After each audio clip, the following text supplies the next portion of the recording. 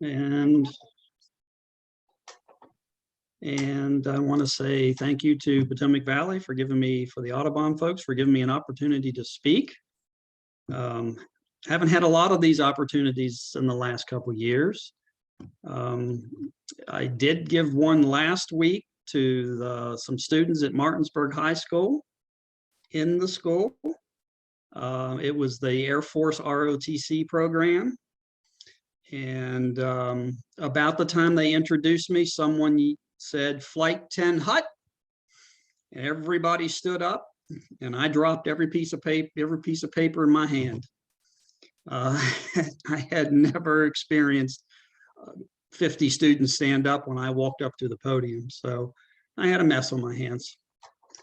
So this will be a little easier with no paperwork. I'll go ahead and share my screen here.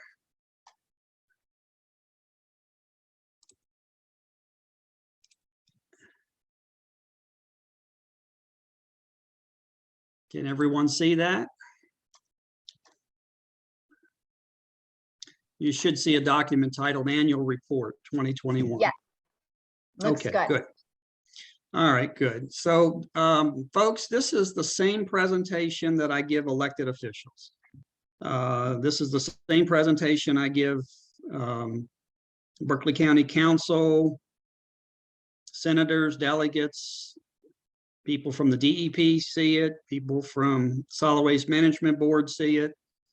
So there's a lot of data here, and I could keep you here a long time talking about things in it, but we won't do that. We'll try to scoot along here. I'm going to focus obviously on Berkeley County and the two things that we do. We operate the county's recycling program, and we have a variety of litter control programs. We'll start first with recycling. Berkeley County's recycling program began in 1995. It started as a direct result of the law being changed in 1991.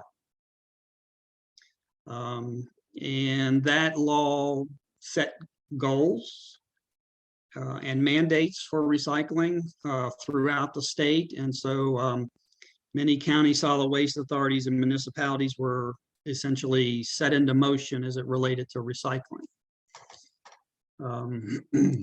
The basic concept here in Berkeley County is we were, the Berkeley County Commission at that time adopted an ordinance that set forth a drop-off program. We could make it as few or as many sites as we wanted, but it had to be voluntary. There's no way, and without public referendum, without the support of the public, could we mandate that people recycle.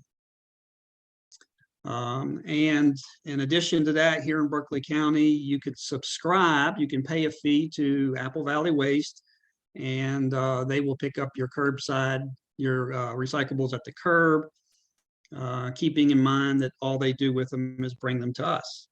Bring them to the Berkeley County Recycling Program.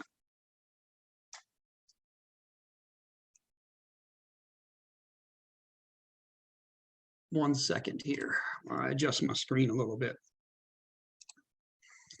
All right. So the recycling program is generally viewed as one of the most comprehensive programs in the state, and certainly one of the most comprehensive programs here regionally as you look across Virginia, Maryland, and Pennsylvania. We've won a lot of awards over the years for our efforts, and you can see them listed there.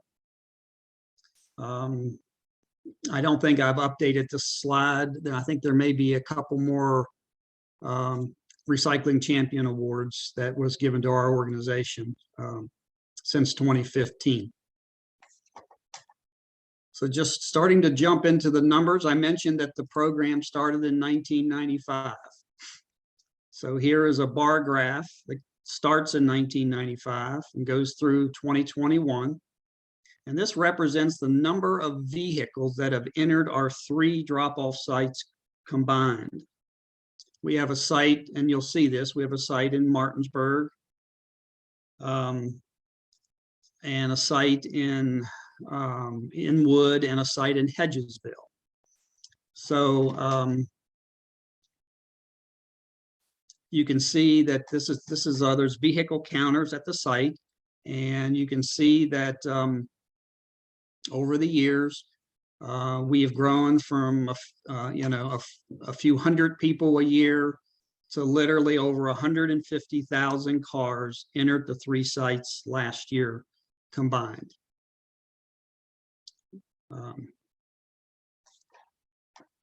If you break it down by site, this is the Martinsburg site called the Grapevine Road Recycling Center. And you can see the participation, the number of vehicles that has entered this site itself approached 90,000 vehicles last year. You will notice a really sharp increase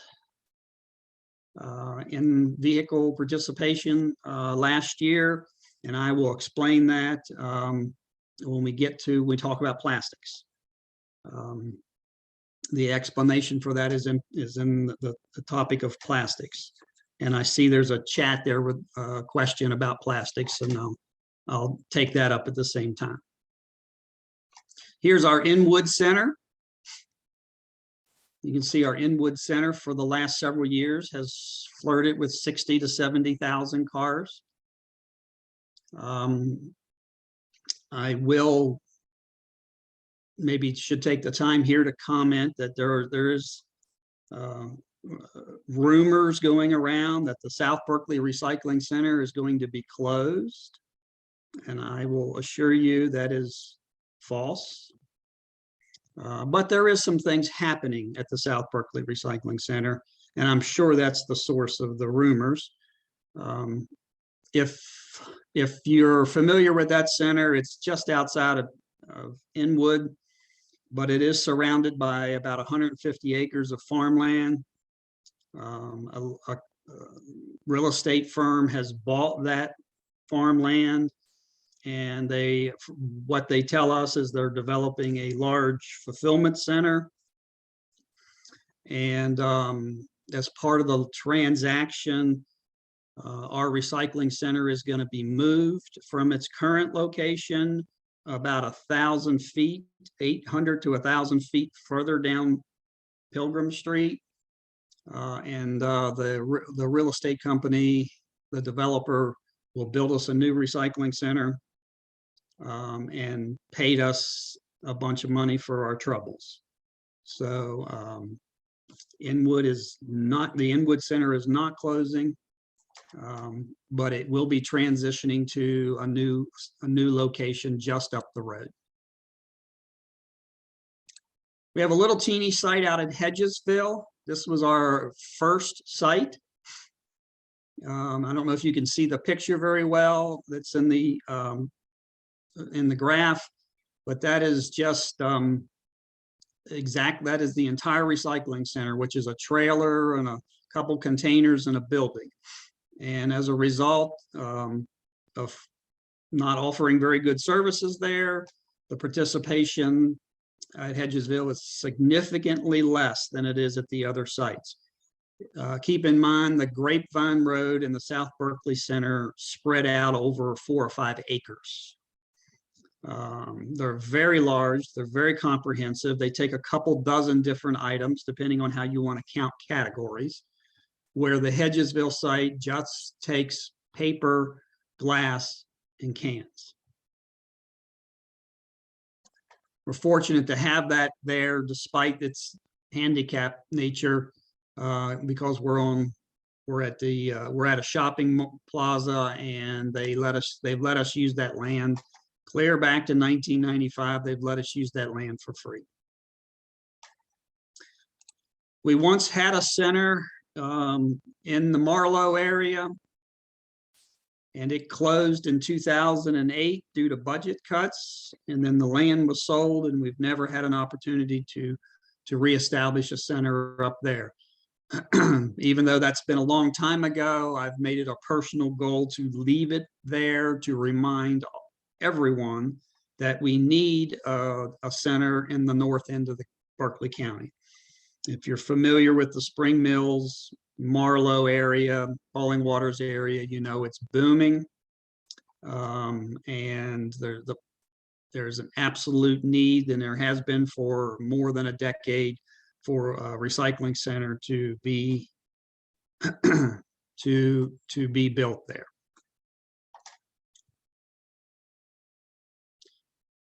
So curbside. Apple Valley does offer a curbside program.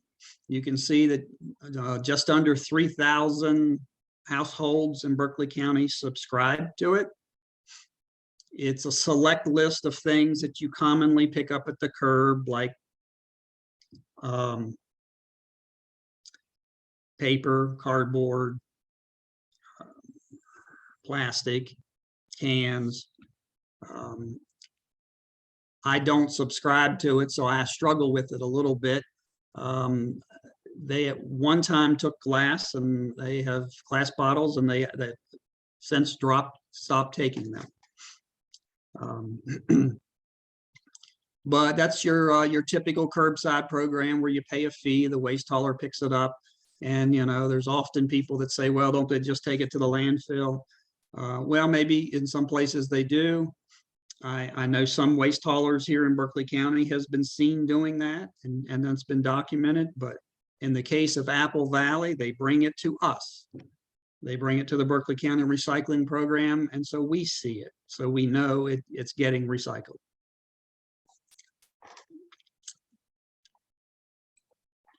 So another metric that we look at besides participation is weight. Those are the two key metrics for recycling. How many people are using your program, and how much material did you keep out of the landfill? And as you'll see a similar trend there, just like participation. When we were small, when people didn't participate as much, our tonnages were not as significant. We're now to a point where we're, it's not unusual for us to do about 10 million pounds of material. So that is material that people bring to us, and that we have weight tickets to show did not go to the landfill. If you see the number 5,000 here, that's because this chart is in tons, and most people can't visualize a ton. So I say it in pounds, because everybody knows what a pound is. So 1 ton is 2,000 pounds. I will just do the math and tell you that's 10 million pounds of material last year was kept out of the landfill just from Berkeley County.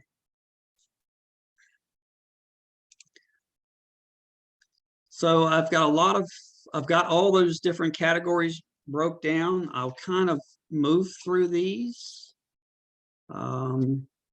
unless that someone has a specific question about an item, because we could dwell on them a lot, but mostly I don't. Here's aluminum and steel cans. This chart is in pounds, and you can see that this chart maybe is a little different than the others that sort of typically saw a linear increase. This one's been up, and then it's down, and then it's up, and then it's down. And a lot of that's driven by the commodity market. If the commodity market's paying well for metals, people will not bring them to us for free. People will often take them to conserve it or some place that will pay them for their metal, and that's okay. The aluminum steel can component of our program generates about $15,000 a year for us. So it is important to us because it helps pay the bill for items that do not generate revenue. Paper. So this is cardboard and mixed paper combined into one number. So you're looking at last couple of years, we were right around 600 tons. 1.2 million pounds. So that's something in the neighborhood of about 50 tractor trailers of material left the Berkeley County paper, just paper left the Berkeley County recycling program. Mixed paper or cardboard itself has even been an interesting item, but just for a different reason. You can see that it trended up for many years and then it started to trend down. As we supposedly became, we're moving toward computers and we became a so-called paperless society, we were told to expect less paper. If you notice though, in the last couple of years, it has started to tick back up. That is very clearly driven by cardboard. We are definitely seeing more cardboard, and we can thank all of our online ordering and Amazon deliveries at home and so forth for that. There is actually, believe it or not, there is not enough. If you look at the commodity market for the United States as a whole, there is a lack of recycled material. They're having a difficult time making cardboard boxes. That is not such the case here in the Mid-Atlantic, but most specifically driven on the West Coast.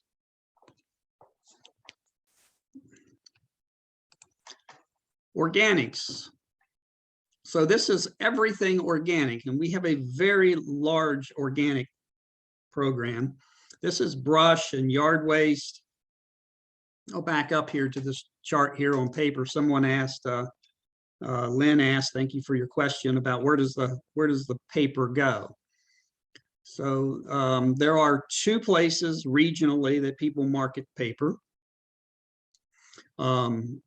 Ox paperboard, which is, if you've lived here long enough, you'll refer to as Halltown, is definitely one market. There is also Maryland paper in Williamsport. Halltown is a manufacturer of paper. They make paper from paper. A similar type operation is occurring over in Williamsport. They're making what I call felt paper for roofs from paper. Some people like to call it tar paper, but it's the black material that's put under shingles, and they manufacture it there in Williamsport, Maryland. So the first place for our paper, it's loose in a tractor trailer. It goes to Chambersburg, to a company called CWP, Chambersburg Waste Paper, will sort it by grade. They will bale it, and they will mark it where it goes, and they will pay us a small royalty. The last 2 years during COVID, our royalty has been pretty close to zero. It is starting to change where we're starting. We should see a few $1,000s this year from paper. But CWP does take a lot of its material to Halltown. They also have other markets beyond that. So I hope that answered your question there. Organics, back to organics. So organics is a broad category. So I see somebody's raised their hand. I guess maybe you should go off mute and if you got a question.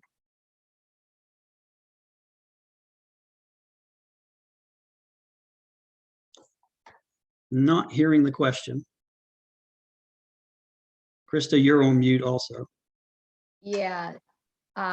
If you had your hand raised, go ahead and unmute yourself and you can ask the question. Otherwise, let's just maybe save it till the end and we can try again at that time. So thanks for pausing, Clint, but it looks like we'll take the question at the end. Okay. So organics is here in Berkeley County. That means brush, yard waste, leaves, grass, food waste. It also means lumber without paint. And all those are combined into one number. And as you can see, it is a very big number. It can approach 2,500 to 3,000 tons. That's 5 million pounds, or roughly 50% of our entire program's weight is organics. Organics is the biggest, it's the fastest growing component of our waste stream. There are some dreadful numbers, like 40% of the waste of the food produced in this country end up in a landfill. And it is one of the most easily recycled items if we would just develop the infrastructure to do that. A lot of organics is just literally water. But we are super blessed in this area to have the benefit of the TAB composting facility in Jefferson County. They are our business partner for the organics. We have a contract with them for the lumber and the food waste and the yard waste, and we couldn't do it without them. And of course, we also collect large volumes of brush, and the more the Eastern Panhandle urbanizes, the more brush, the smaller the yards, the less backyard composting and so on, and the more brush we're going to see. If you see these spikes here on certain years, that are years where we had storms. The biggest one here is the derecho. I think it was 2015 or so that we had the derecho come through. But the others were just summer storms, multiple summer storms that brought us a lot of brush. I should comment here that there are only 2 items that we charge for. Brush is one of them. There's a $10 fee for a pickup load of brush. And we also charge for TVs and computer monitors. Other than those 2 items, other than those 2 categories, everything else that I've mentioned here is accepted for free.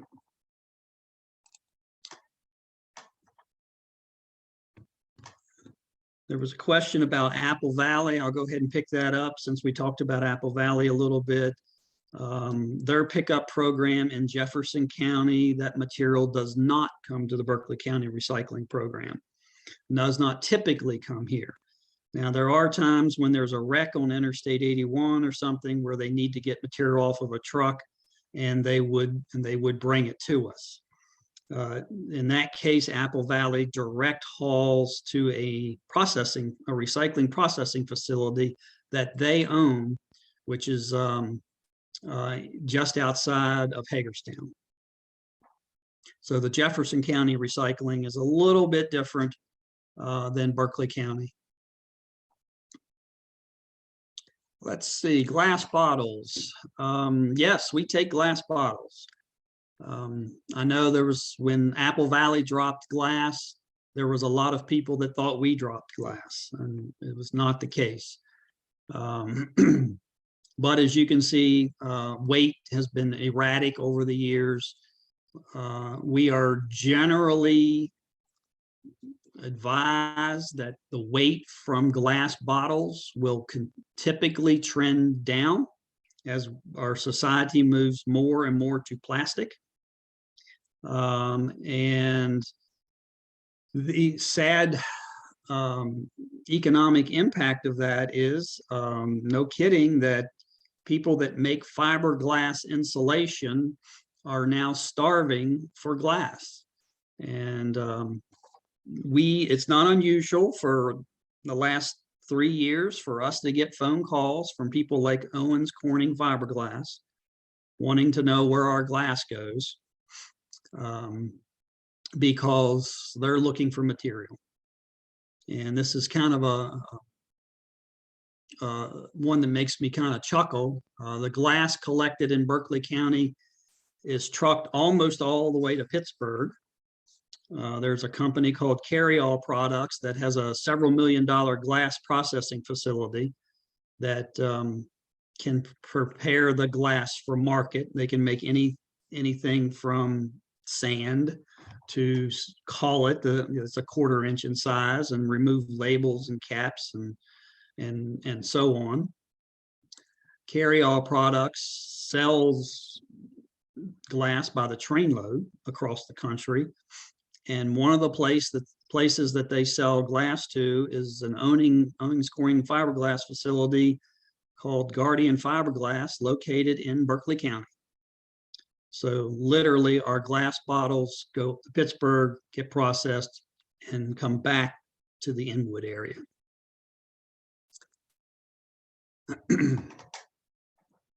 There's a question there from Jeff about Apple Valley. Why did they drop glass? And so Apple Valley dropped glass at the curb because they could not find any markets for it that were affordable. And that's when you get into the weeds, Jeff, of the commodity market, and a lot of it's impacted on how you collect it. Berkeley County collects it separated by color. Apple Valley collected it commingled together. So brown and green and clear were in the same container. And the market for mixed glass was paid nothing, and actually cost you more, much more than what it would take to take it to a landfill. Berkeley County, because we were separating it by color, it was still affordable. It's not, if you look at the economics of glass, it's not a break-even proposition for us. We lose money on it. Apple Valley was losing so much money that they were not able to find an affordable market. They dropped it. They dropped it rather than mislead you into believing that it was being used. It was being recycled, rather than mislead the public. They tried for a long time and they eventually dropped it. So plastics. If you notice, I have a lot of gray hair. It is driven by plastics. It is a nightmare for us in this region.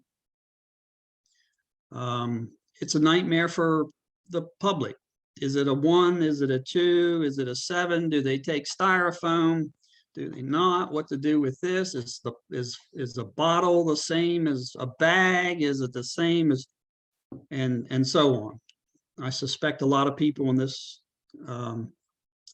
with this organization recycles, and you understand the frustration of it. The commodity market for plastic is atrocious. It's never even come close to breaking even. We were able to offer that program for containers because there was a company in Winchester named Southern Scrap. And for many of these years that you see here on the chart, that material went to Southern Scrap, and they were a recycling processing facility, and they could make money on plastics because they could do it in large volumes. Southern Scrap went out of business about 3 years ago, and we've been in a scramble ever since, frankly. The nearest market that we could afford was north of Harrisburg, Pennsylvania. And they shut down during COVID, and we had to scramble for alternatives. At this very moment, the plastic collected in our program is technically, by definition, not being recycled. It is going to the Insorga facility, which is next door to the Grapevine Road facility, and we'll talk about that a little bit. We'll talk about Insorga in a little bit. And what Insorga does is they take trash and they make a fuel. And that does not meet the definition of recycling. Making a fuel is what's called resource recovery. And so it's certainly better than landfilling for sure, but it is not as good as making material over and over like recycling would. Somebody asked a question earlier about plastics, that they weren't really recycled, they just went into the landfill. In the case of Berkeley County, it's the only program I can speak for. I can tell you that they're not going into the landfill. We spend a lot of energy to make sure of that. As I said, we were going to Southern Scrap, and then a place up in Harrisburg, and then now Insorga. And again, I'll pick up on this as we get into the Insorga conversation, but I suspect we will be shifting away from Insorga soon, and we'll be marketing our plastic collected in Berkeley County to Apple Valley's MRF over in Hagerstown. I should clarify here that this weight is not just plastic containers, it is also plastic bags.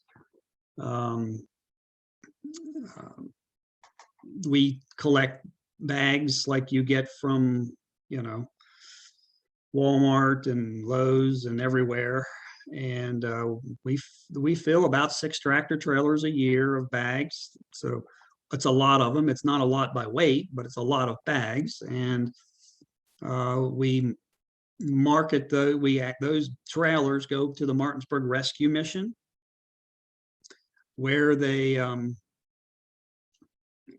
the homeless program there. They have a baler, they bale the bags, and then they're marketed to Trex down in Winchester. And Trex is the world's largest manufacturer of plastic lumber, decking lumber. And they pay for those bales. They pay us, it's about $1,000 a year. And we turn around and donate it to the Martinsburg Rescue Mission to help fund their program. So if you recycle in bags in Berkeley County, you're helping the homeless program. It's something I'm very proud to be part of.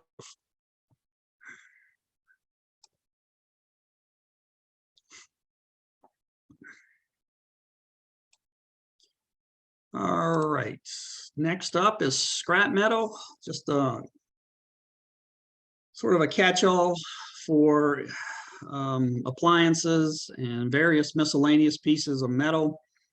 This is, and again, another one of those charts that go up and down because based on the commodity market, when the commodity market is high, people will often take their metal directly to a private company that will pay them. And so that means our tonnages will come down. Scrap metal is very important to us because it does generate about $30,000 to $40,000 a year of income for us. You heard me only mention aluminum cans, steel cans, and scrap metal, and a little bit of paper that actually pay more than it costs to collect it. So yeah, scrap metal is a big part. And one of the things I like to nudge people is, that do take their metals for, to be paid for them. I understand that. It makes sense. But with us, you're helping to fund other items like the yard waste program and so on and so forth, and many other items that we take for free. And you're also helping to fund our litter control and stream cleanup programs. Electronics. So electronics, you can see over here in the early years in the 1990s, we didn't even take them.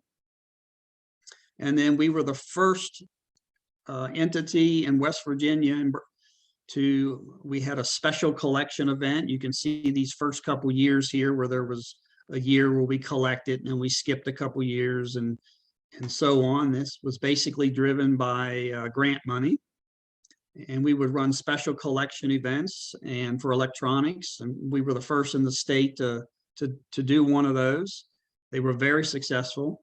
The last one we did here, imagine collecting something like 75,000 pounds of electronics in one day. That's what happened here in 2009. And that was when we realized we could no longer collect electronics in a one-day special event. It was not manageable. And we, with some help of funding from the state and an organization called MRM, they are they're an association of electronic manufacturers, and they have a program where they will pay the processing fees and for processing used electronics into new material. A little shout out to Apple. Apple pays a lot of that program, and we're fortunate. I don't know, there's a couple thousand counties in the country that get the benefit of that, and Berkeley County is one of them. So when you pay that $15 to us, it's paying for the transportation of that material to Chicago, and where the cost of actually recycling the material is then picked up by MRM. And you can see that 4 or 5 years ago, our weight started to drop.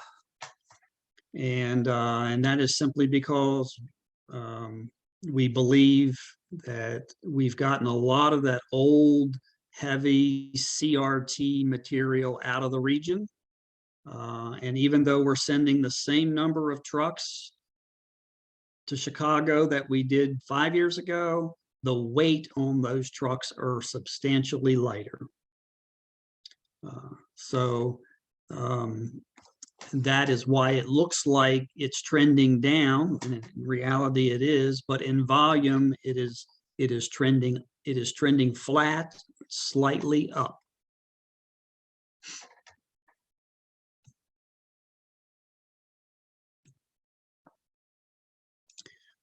Batteries, we take in Berkeley County, you can recycle car batteries or lawnmower batteries. And there's a lot of places to recycle those.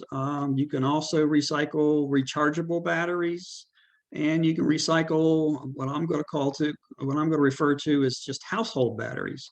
Those dry cell batteries, the C and the Ds, the C cells, the D cells, the double A's, the triple A's. We have a company that we have a relationship with called Battery Solutions, and we put them in a barrel and ship them out there. And as far as I know, Battery Solutions is the only company in the United States that truly recycles dry cell batteries. But 12,000 pounds is a lot of batteries.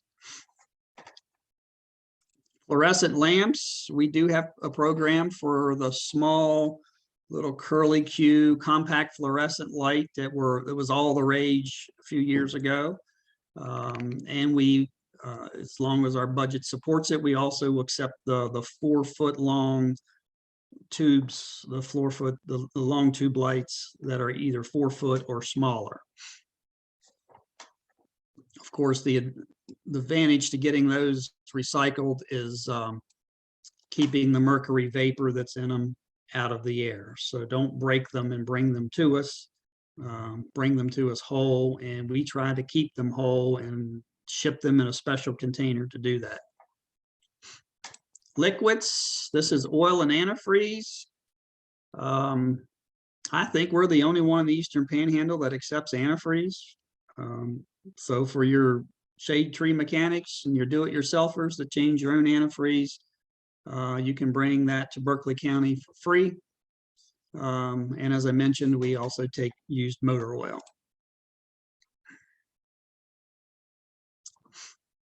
Krista, how much time do I have?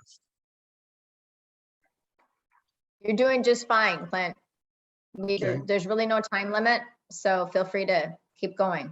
I have about another dozen slides. Okay, great.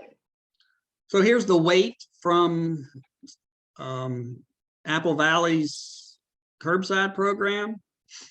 And what you saw earlier, a chart, you saw participation in the program by households going up, but yet in the last 4 years, you can see where the weight is going down. And that represents where they dropped glass. That is simply the loss of the glass weight out of their program. Yes, it will plateau at some point and then start back up. One of my favorite charts to show is the dollar and cents of recycling. Unfortunately, the expectation in the recycling and the expectation by us all, it seems, that if you handle the material in big enough volume, that you can make lots of money on recycling. That's true, but those volumes are almost always higher than what a city or a county, or even in some cases, a state can collect. Those volumes are very high. Where it does make sense is of the cost savings, or what I call cost avoidance, of not taking that material to the landfill. And this chart here just reflects the landfill cost avoidance. If you take the weight, the 10 million pounds, and you pretend for a moment that you took it to the landfill, it would have cost the citizens $250,000. And we collected, so we saved our citizens $250,000, and we only used about $52,000 to $52,000 of their tax dollars to do that. The rest of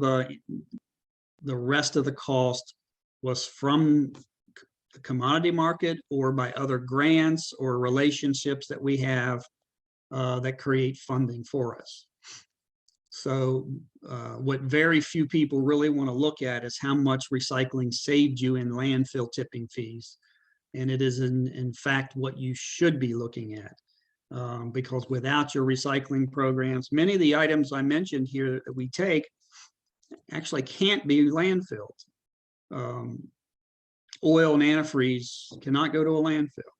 Electronics cannot go to a landfill. Brush, yard waste are banned in a landfill in West Virginia.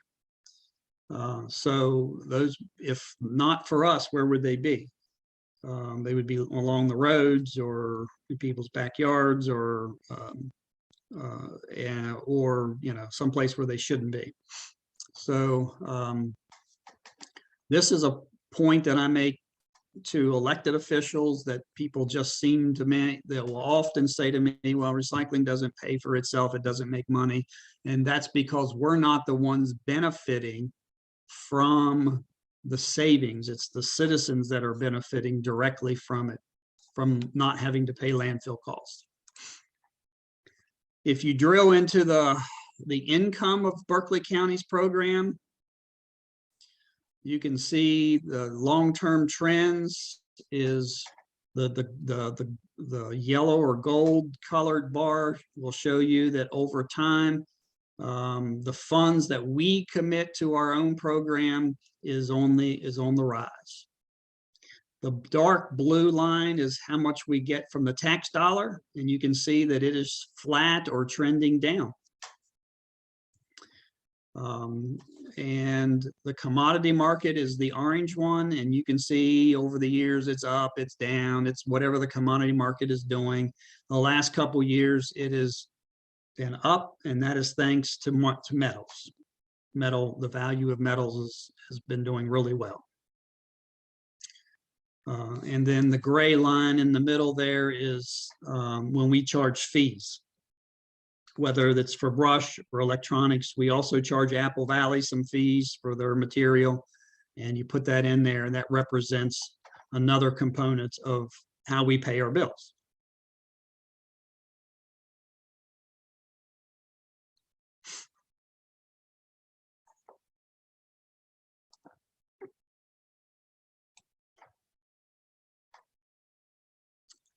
All right, so let's keep moving here.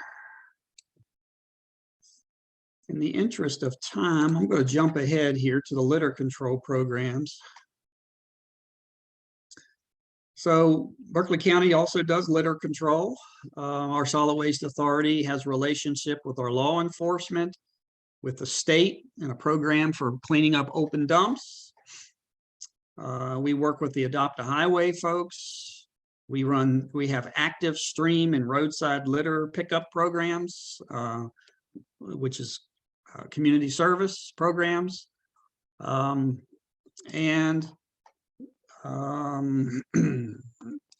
I'll get to it. There it is. And you can see that we have either won first or second place in the state of West Virginia. And the DEP, West Virginia DEP has a clean county contest. And since 2014, we have won either first or second place every year for our efforts on litter control. So if you ever hear anybody say Berkeley County doesn't do litter control or doesn't care about litter, we can show them they're wrong. Here we have a relationship with the county sheriff. Of course, that can change from sheriff to sheriff, but in Berkeley County, you can go onto our website and you can say, I see a litter problem at this location, and it comes to our office. A person evaluates the complaint. They might call you and talk to you about it, and we will direct it to where it needs to go. Sometimes it needs to go to law enforcement. If it's in someone's backyard or if it's on their deck, we don't have authority to enter private property, so the sheriff department does. And I'm proud to say that the current sheriff is very helpful and very active in following up on those complaints here in Berkeley County. Adopt a Highway, there's about 43 groups that still participate at Adopt a Highway. Unfortunately, with the growth in the area, Adopt a Highway programs are not really suitable for high volumes of traffic on roads with very little shoulder. And the enthusiasm in Adopt a Highway has weaned over the years, and I anticipate it will continue to wean as we grow, just because the volume of litter will increase, and the average person will feel like they're not safe out there along the side of the road. Every year, we team up with the state and we identify the largest open dumps we can find. And every year 5, 6, or 7 dumps are cleaned up. These are the typical things that are down over the bank and the most miserable place to get to, and they cost thousands of dollars to clean up. So yeah, as those complaints come in and they're unaffordable on our budget, we will communicate with the PPOD folks and see if they can work it into their budget. Tire collection. So tires are not recycled in West Virginia. They never have been. There was a law passed in the 1990s called the Waste Tire Management Act, and it was set up specifically to more or less mandate the tires that are collected must go to what's called a monofill. That's a landfill for one item, monofill. And there are 2 tire monofills in the state of West Virginia, and every tire collection program where the tires are taken by a public entity, they go there.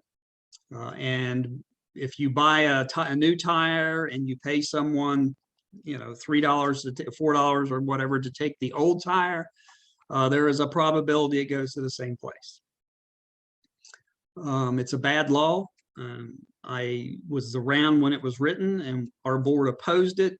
And it was written predominantly and pushed by an Eastern Panhandle legislator. And it's still in the books and going to be very difficult to change. Stream cleanup. As far as I know, Berkeley County is the only county in the state that we have some part-time folks on staff that will climb into canoes and will float the Opecking Creek or Back Creek or Sleepy Creek Lake. And we will pull tires and trash and what we can, try to keep our streams healthy. It's one of my favorite things to do is to go out on the weekends when the weather's right. And you can see here, looking at this number, that last year, just shy of 500 bags. This is bags and tires combined. So just shy of 500 bags was pulled out of the creeks. And if you live in Berkeley County, you pay this stormwater fee. It's the only county in the state that pays that fee. That fee, $12,000 of that fee is used for this program. That's how we can afford to do it. Roadside cleanup. Roadside cleanup program. This is started 4 years ago. Again, on a realization that Adopt-A-Highway was no longer working. And as we grew, the litter just became pathetic and we needed to do something. And so our county council stepped up. We created a program where folks can volunteer instead of, these are community service folks that have gotten into some trouble and the courts are on their way to sending them to jail or maybe making them pay a fine. They're given an option. They can volunteer and do community service.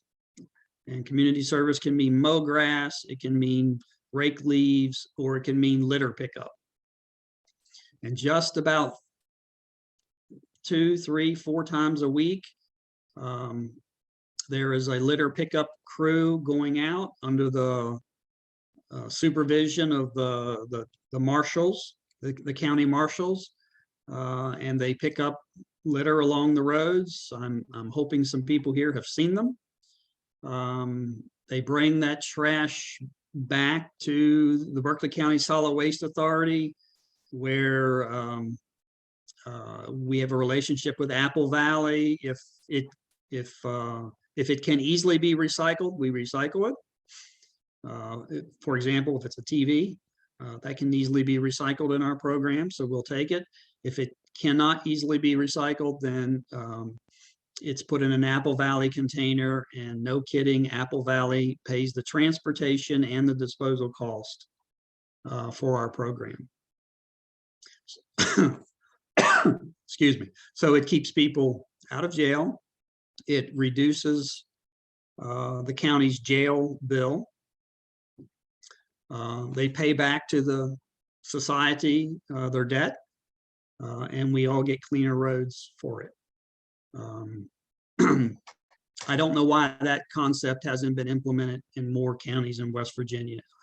I think it's a no-brainer. Pesticides. We have a relationship with the Department of Agriculture, where we will collect pesticides, usually when a special event in the fall. It's for items from the agriculture community or from the household. If it ends in CIDE, C-I-D-E, they will take it. So your herbicides and your any item that ends in CIDE, insecticide, and so on, that you have left over that you'd like to get rid of and maybe don't feel comfortable throwing it in the trash. We have a program with the Department of Agriculture where you can bring it for free. It will not be recycled. Every now and then they will find another use for that material, but as a general rule, it is shipped to an incinerator out in the Midwest, where that material is burned. And yes, no kidding, I have seen DDT and chemicals from my childhood that are still in people's buildings and barns that have come in.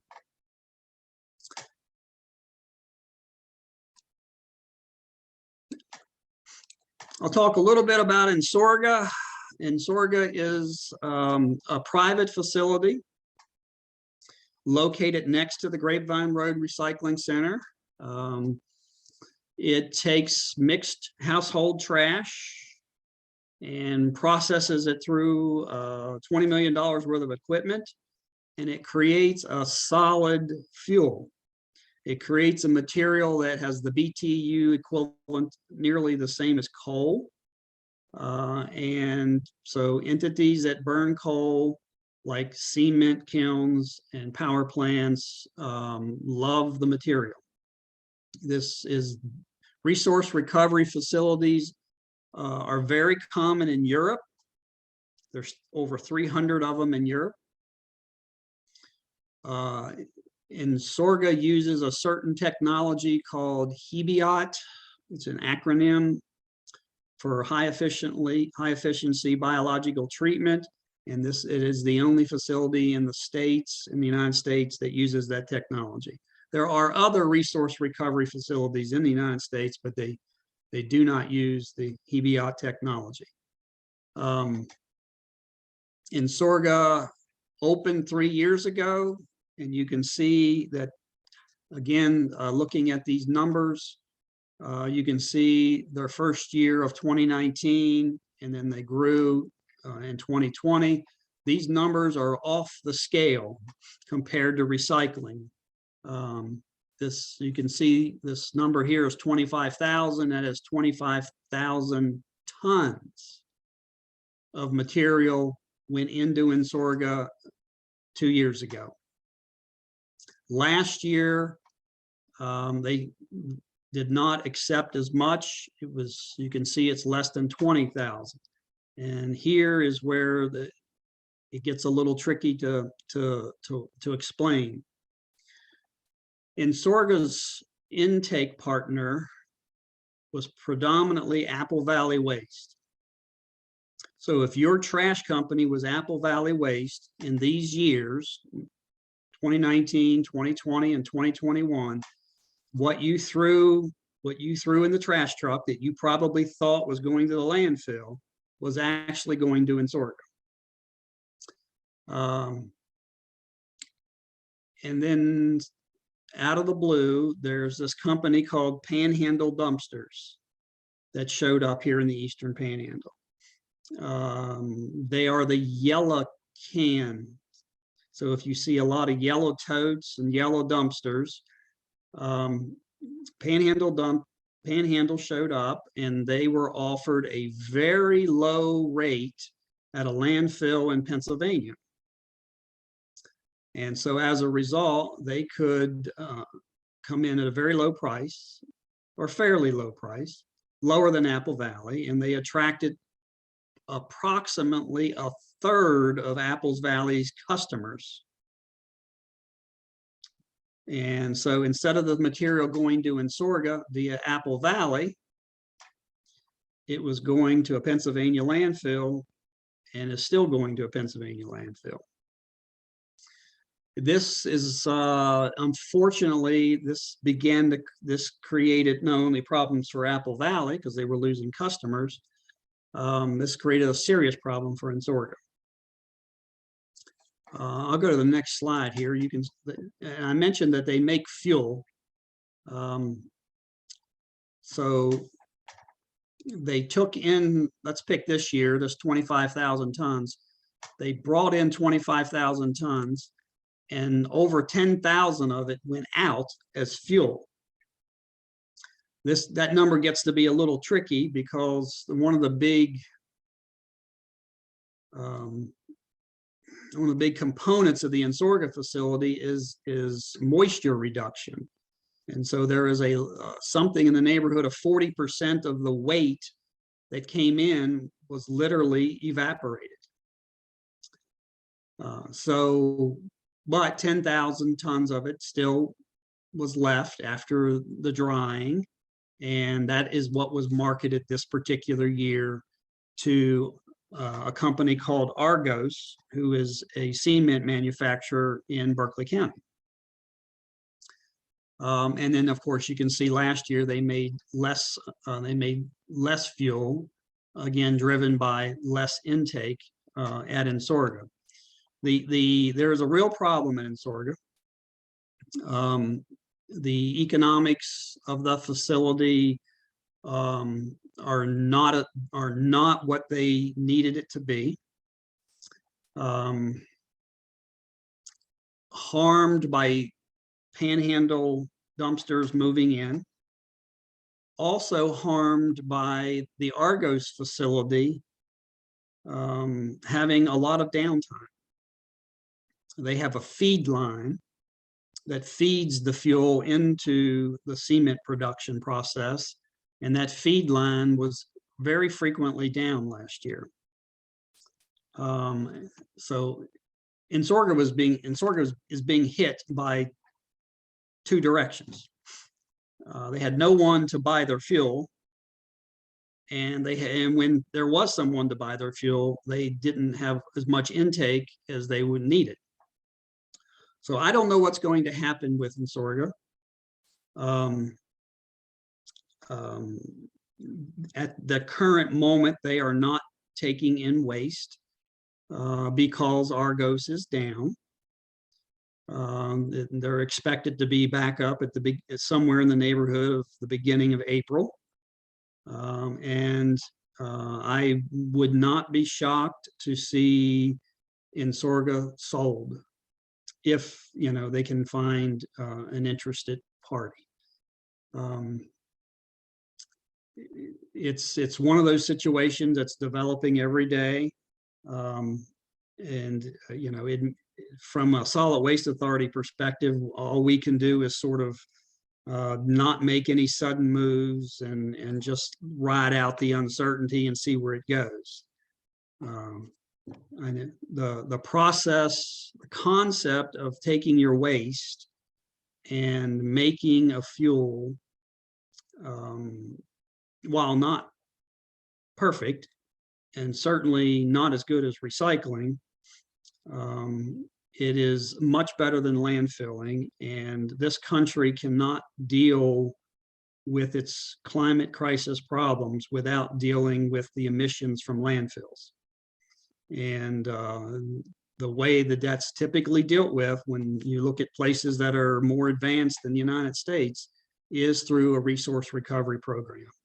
So we'll see what develops with Insorga, but I hate to end the presentation on a down note, but I finally did get to the end of the presentation. So if there's any questions, please feel free to ask. Thanks, Clint. That was really absolutely informative. I think there are a few questions in the chat. I'm just going to go through and make sure we got some. I think we might have. I'm just reading through. How do contaminants in the various recyclables affect your operations, and how do they affect your ability to market the materials? Great question, Chris. Thank you for asking that. Let's talk about what a contamination is. So if a program is taking, let's pick paper, and someone decides that they're going to hide inside of that cardboard box, they're going to hide styrofoam. That styrofoam is a contamination. Even though styrofoam may be recyclable somewhere, it may, but it's not inside of a cardboard program for sure. And it is, we hire people, our program has paid staff, and it is probably 90% of their day is spent putting things where they belong, pulling out contamination, moving it to where it belongs, or if it's in something we don't take at all, putting it into a bin to go to either to Insorga or go to the landfill. So it impacts us tremendously. If contamination is too high on a particular item, we'll drop it. We'll drop it from the service. we had no choice because we can't afford, we're not a landfill program. We couldn't afford to just keep taking something and landfilling it and, misleading the public. So if you have a question about something, there in Berkeley County, there's a paid attendant at the site. We have a website. We have a Facebook site. We have an office you can call. You can or email. And if you don't have time to do those things, just simply follow the rule. When in doubt, leave it out. So if you're not sure, can I recycle this cap off the bottle? I can't, I don't have time to call somebody. If you're in doubt, leave it out. And then, when you do get time to make that phone call or do the research, then, and then you can change accordingly. Good question. Excellent. Okay, so any thoughts on returnable, refillable bottles? Yeah. What a lot of people call the bottle bills, or I'll tend to call them deposit law containers. There are 12 states that have these so-called bottle bill programs where you pay a nickel or a dime more at the time of purchase, and you're refunded that nickel or dime when that bottle is recycled. There was a national bottle bill after World War II, by the way. It was a means to collect material for the war effort, and it stayed in play through the 1960s, and then early 1970s, the national bottle bill went away. I can remember as a child walking the roads and picking up bottles and taking them to the Hedgesville mom and pop store and buying candy with them. So all I had to do was go walk the street, and which you could do at that time as a child, and pick up a Coke bottle or a Pepsi bottle, take it to the store, and I had a nickel, and that meant a handful of candy. Bottle bills are, from a recycling perspective, are very effective in the areas where they do exist. They produce the cleanest material. It is, if you're a recycling end user, your number one preference is to get material from a bottle bill state. And then there's drop-off centers, like Berkeley County would be second down the list. Curbside programs would be down the list farther yet. I'm often asked, will West Virginia ever do something like this? I have tried 7 times with our legislature to pass a bottle bill, teaming up with other conservation groups, and it has yet to be on the committee, on the agenda of one committee. So it will not be taken up. The predominant reason for it is that we have, 30 counties that border other states, and it's concerned that people will drive to the other state to buy their bottles of whatever liquid they're buying, and to save the $4 or $5 or whatever it is. And so the businesses that sell those material are very concerned that they would be at a competitive disadvantage. And that, frankly, makes sense. So that gets back to the national level. If they did it at the national level, we would all be on the same level playing field. And there is a deposit law bill in Congress that I don't really know if it's how much traction or how much attention it's paying. It is getting from Congress, but I do know that it takes years to get stuff through Congress, and it has been pending out there a long time. Good question. Bouncing off that one was a question from earlier that said, how do you juggle the cost inefficiencies of recycling with the business aspect? Incentivizing people to recycle is difficult when you can't offer something directly in return. Curious how you deal with that. Right. Great question and very, very insightful. From a national perspective, Americans recycle about 30% of our waste stream. But we've been in that neighborhood of 30 to 33% for about a decade. And it's because it's not going to change much, in my view, until we better develop the infrastructure. Berkeley County should not have to ship its electronics to Chicago. We should not have to ship our glass to Pittsburgh. We shouldn't even have to ship our paper to Chambersburg. When we look at our solid waste infrastructure, there is simply not enough priority given to developing the end market material, the end market use regionally. And that is, I think, improving. I think we all probably know, if you follow the newspaper, we all know that a few years ago, most of our recyclables were put on ships and taken to China, where they were used there in the manufacturing of material, because China did a lot of manufacturing.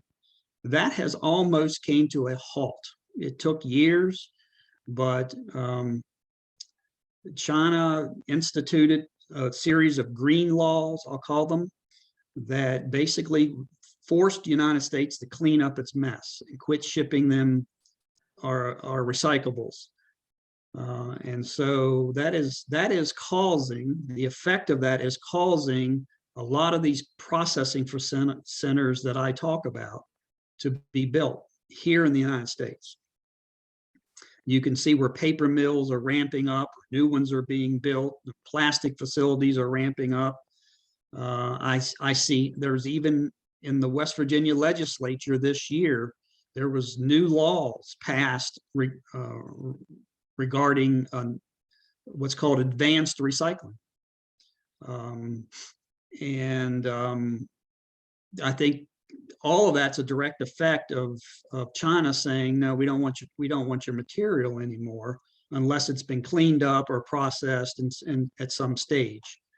So it's tough at our level to balance shipping to all these places and trying to make the budget balance and trying to pay for it.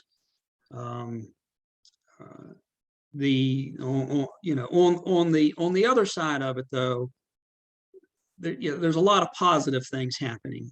There's a lot of growth coming on in the Eastern Panhandle, and that has its positives and its negatives. One of the things that we see is the new folks that come here very, very frequently call us, email us and say, I moved here from Baltimore, we recycled there, where do I recycle at? They already come here with the attitude, many of them, that recycling is a good thing. It affects your quality of life. It creates jobs. It extends the life of landfills. They understand that it's important for litter reduction, and it's through the education of that we are able to encourage people to recycle. Getting back to the bottle bill, the deposit laws, there's nothing that speaks louder than money. And maybe that's a flaw in the American culture, but that's why those bottle bill programs work, is because if you're able to get paid a nickel or a dime for a container, you would be surprised how many Boy Scout groups or other organizations that are on fundraising missions will have will promote an effort to save your bottles for us, and they can raise funds. And that goes on all over the place in New York and Michigan and other places that have bottle bills. I hope that answered your question.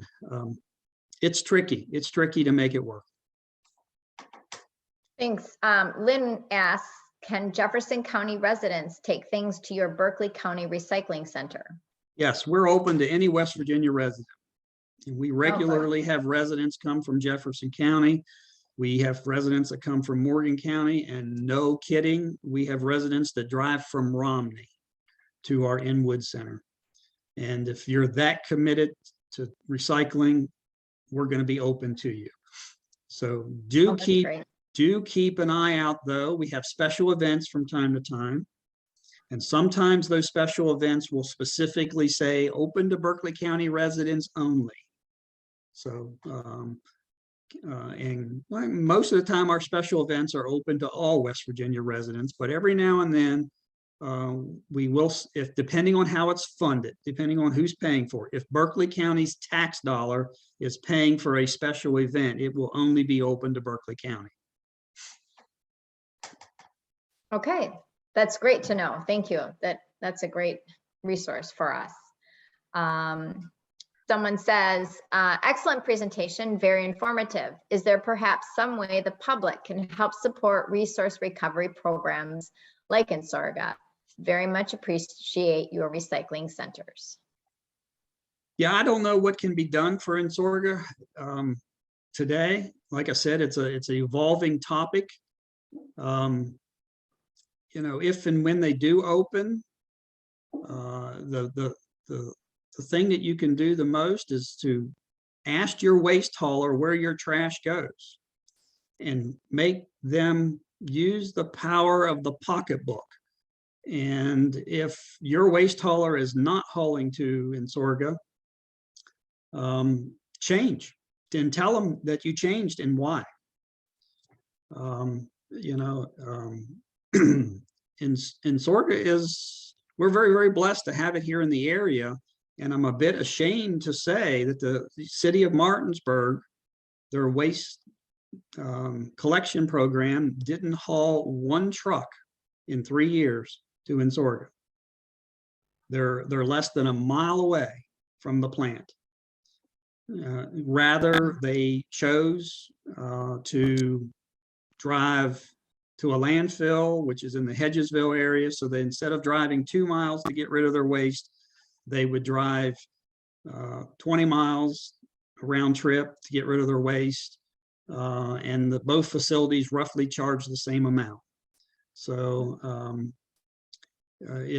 so that's an excellent point. Use the power of your pocketbook or the power of talking to an elected official if you're in a municipality that isn't supporting Insorga. Okay, excellent. Thank you. Good to know. Do you take into consideration the transportation environmental impact when selecting where to send the recyclables when options exist? Well, so if you mean, so this is an interesting question. This is sort of the, what is my carbon footprint question. And frankly, we very rarely look at it from a carbon footprint perspective. When we do look into transportation, it tends to be more of what does it cost to get it to an end market. We don't sit down with some formula and try to figure out if it's maybe better for the environment if it's put in a landfill local rather than put in a truck and run to Chicago, for example. We don't have modeling to be able to do that. And quite frankly, when you look at solid waste programs across the country, no one does. No one looks at it from that perspective. The one reason I suspect it's not a factor is the difference in the long-term impact. When you put something into a landfill, it's there for a long time, decades, maybe for all practical purposes, for all foreseeable future purposes, forever. And the cost of a landfill does not stop when the landfill is full. There's a landfill here in Berkeley County that's been closed since 1991. And Berkeley and West Virginia residents are still paying a fee for the environmental remediation of that landfill and 20 others across the state. Today, our generation and our kids and our grandkids will continue to be paying fees to maintain the landfills. And so I think it's when you factor in, even with recycling, something's gone relatively quickly, maybe within a year, it's a new item. And you try to figure out the carbon footprint of transportation of that at a further distance compared to a local landfill that's closer, but going to be there longer. It's just too complicated.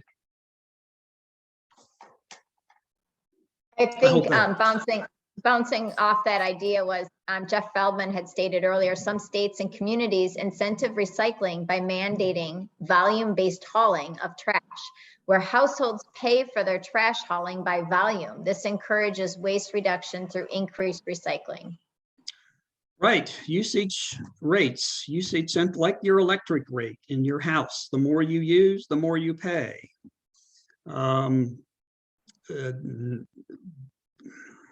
One of the first things I tried to do here with Berkeley County was back in the 1990s when we first started, was to try to get the waste hauler to implement a usage rate, and had no cooperation or support of that until Apple Valley came along. And Apple Valley realized that if there was a program where people who generated substantially less amount of waste, that they could encourage that through a usage rate program. And that's still waste. And to my knowledge, Apple Valley is the only one that has that program. So small households or senior citizens or people that recycle a lot, who do not have a lot of waste, can subscribe to Apple Valley's, they call it pay by the bag. And you buy 30 bags, you prepay, and however long it takes you to fill the bag, when it's full, you set it out and they pick it up. So I know, I probably personally know about 3 dozen people that participate in Apple Valley's usage rate program. Somewhere in your question there, Jeff, was the word mandatory. One of the first lessons I learned, even though I'm an 8th generation West Virginian, is for whatever reason in the Appalachian culture, we hate the word mandatory. And it has become very, very clear in the last 2 years with mandates involving masks or mandates involving getting shots. We just push back. And I learned that lesson 25 years ago. As soon as I mentioned the word, let's mandate recycling, nobody wanted to support it. And the conversation became an argument about mandatory. And rather than a conversation about what type of recycling program we wanted to build, it suddenly became a conversation of whether we wanted a mandate or not. And so I learned quickly, don't go there.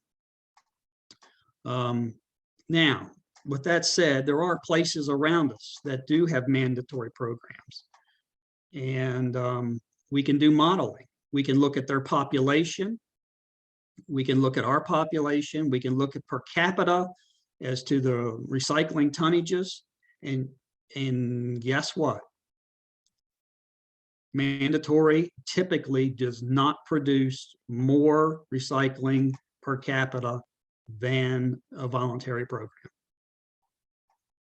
It's shocking to me, but that's what the data shows. Any other questions? Anyone else have anything for Clint this evening? I feel already much more informed than what I was an hour and a half ago. So this has really been excellent.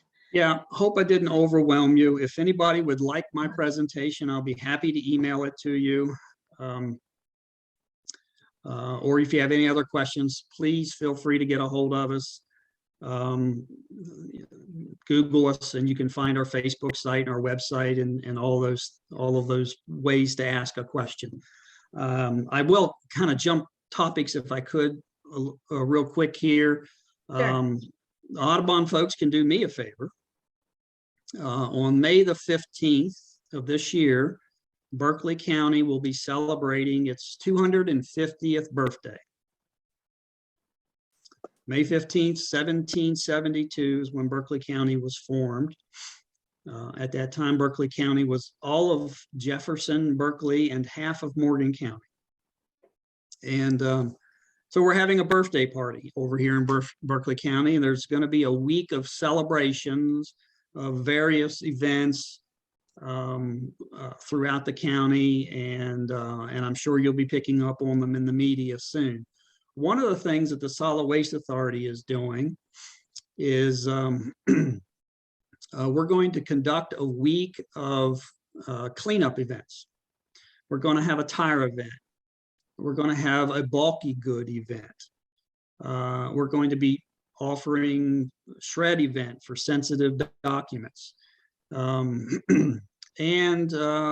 we're trying to put together a collection of people who what we've been terming a cleanup in place. You can register on a website. You can sign up. We'll send you a t-shirt and you can walk to your nearest street. You can pick up as much of that litter off that street as you would like. Take a selfie, push it up on our social media sites. And if we can get 50 to 100 people doing that, I would be thrilled. And just make it part of our birthday celebration that we made our county a little better for the next 250 years. Clint, if you get that, if you share that with me, I'll make sure that we highlight that as well, and I can send it out to my master naturalist as a volunteer opportunity. So we can, you and I can connect about that as well. Awesome. We've got a couple groups that are going out that are going to be picking up the Route 9 bike trail and other stream access areas and stuff. And I would love to. I think we're up to 63 people that signed up to do it, and I'd love to see us go 3 digits. Nice. Okay. That's great. We will share that information for sure. Thank you. Anyone else have any questions? Otherwise, I think we'll put a close to the evening. This really educational evening. It's been great. I learned a lot. Deborah is raising her hand. Yes. Can we pick up things in Jefferson County as well as Berkeley County, or just Berkeley County? It's Berkeley County's birthday, so I guess not. So you can still pick up in Jefferson County, right? But maybe not be part of the celebration of 250. Absolutely. There's a wonderful social media group called WV Litter Busters, run by a Berkeley County resident that promotes exactly what Deborah's talking about there. Picking up 3 or 4 items from your street, take a picture of yourself, post it up on social media, and 100 people will try to match you. If you picked up 5, they'll try to pick up 6. And it's come out of the Eastern Panhandle. It's a wonderful organization. And Deborah, that would seem like a perfect place for your idea. Yeah, excellent. Okay. Anyone else? I think that we've answered all the questions in the chat, and looks like people are feeling informed and no more questions. But I really appreciate your time this evening. Yep, and your information. This was excellent, a really important topic, because I think there's a lot of misinformation out there. So we feel much more informed walking away this evening, and I appreciate that. Thank you. Good. Good. Yes. Thank you again. Thank you for the opportunity, and I hope I didn't overwhelm you. Have a Not good at evening. all. A lot of good comments in the chat. Thanking you. Amazing work. We're lucky to have you at the reins of the program. So excellent way to close the program. Thank you. Yep. All right, everyone, we'll have an excellent evening. Stay dry, and hopefully better weather is around the corner next week. So take care. Thank you, Bye, Flynn. everyone.